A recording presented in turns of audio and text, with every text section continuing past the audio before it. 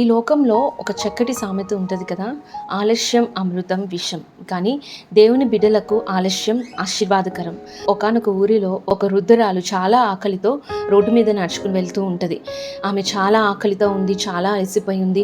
అలా వెళ్తున్న సమయంలో ప్రక్కనే ఒక ద్రాక్ష తోట కనిపించింది. ఆ తోటమాలి దగ్గరికి వెళ్ళి, అయ్యా నేను చాలా ఆకలితో ఉన్నాను, చాలా దూరం ప్రయాణం చేసి వచ్చాను, ఇంకా నేను చాలా దూరం ప్రయాణం చేసి నా గమ్యానికి వెళ్ళాలి, దయచేసి నాకు మంచి ఫలాలు వద్దు కానీ ఆలిపోయిన ఫలాలు, పాడైపోయిన ఫలాలు కొన్ని కుప్పెటి తీసి నాకు ఇస్తే నేను ఆ ఫలాలు తిని నా గమ్యానికి వెళ్తాను అని అడిగినప్పుడు ఆ తోటమాలి, అవునా అమ్మ, తప్పకుండా నేను వెళ్ళి తీసుకుని వస్తానని వెళ్తాడంట. 10 minutes అయినా తోటమాలి రాలేదు, 15 minutes అయినా తోటమాలి రాలేదు, అరగంట అవుతుంది, గంట అవుతుంది, ఇంకా తోటమాలి రావట్లేదు.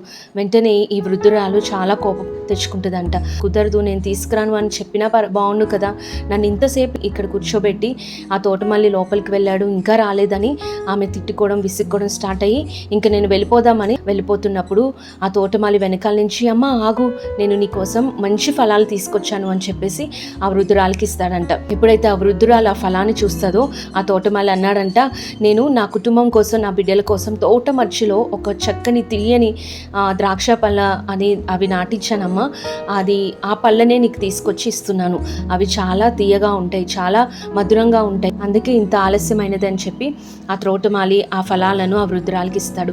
ఈరోజు నీ జీవితంలో, నా జీవితంలో కూడా అంతే కదా.